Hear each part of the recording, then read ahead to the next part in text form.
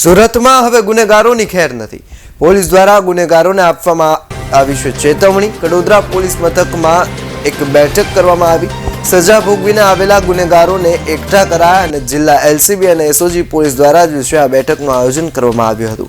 ગુનાઓ નહીં આચરવા માટે તેઓને ચેતવણી આપવામાં આવી છે અને જિલ્લામાં કે અન્ય વિસ્તારોમાં ગુનાઓ નહીં આચરવા માટે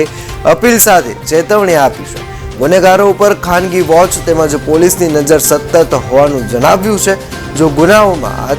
તેઓની સંડોવણી સામે આવશે તો પોલીસ કડકમાં કડક કાર્યવાહી કરશે તેવું જણાવ્યું છે.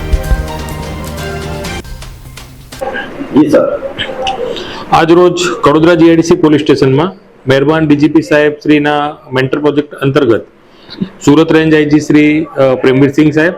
તથા નાયબ પોલીસ મહાનિરીક્ષક શ્રી હિતેશ જોયસર સાહેબના સૂચના અને માર્ગદર્શનના આધારે કડોદરા જીઆઈડીસી પોલીસ સ્ટેશન વિસ્તારમાં શરીર સંબંધી, મિલકત સંબંધી, એનડીપીએસ અને હથિયાર સંબંધી ગુનાઓ બનતા અટકાવવા સારું અગાઉ આ પ્રકારના જે ગુનાઓમાં જે પકડાયેલા આરોપીઓ છે, જે લોકો જામીન ઉપર છે, તે આરોપીઓને પોલીસ સ્ટેશન ખાતે બોલાવવામાં આવ્યા અને આ આરોપીઓને આવી ગુના ફરીથી ન આચરવા માટે તેમજ અન્ય કડોદરા પોલીસ સ્ટેશન સિવાય અન્ય કોઈ પોલીસ સ્ટેશનમાં જિલ્લામાં કે ગુજરાતના કોઈ પણ જિલ્લામાં આવા કોઈ પ્રકારના પણ ગુના ન આચરવા માટે જરૂરી એમને ચેતવણી આપવામાં આવી અને આવા ગુનાઓ જો કરવામાં આવશે આવા આરોપીઓ દ્વારા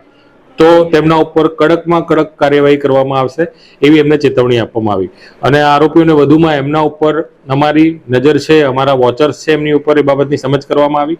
અને જણાવવામાં આવ્યું કે કોઈ પણ પ્રકારની જો આવી ગેરકાયદેસર પ્રવૃત્તિ કરવામાં આવશે કે આવા કોઈ પણ પ્રકારના ગુનાઓમાં જો એ લોકોનું નામ આવશે કે કંઈક કરવાનું એ લોકો કંઈક પ્લાનિંગ કરશે અને ધ્યાનમાં આવશે તો આ વોચર્સ દ્વારા એમના ઉપર પૂરેપૂરી નજર છે અને એમના ઉપર પછી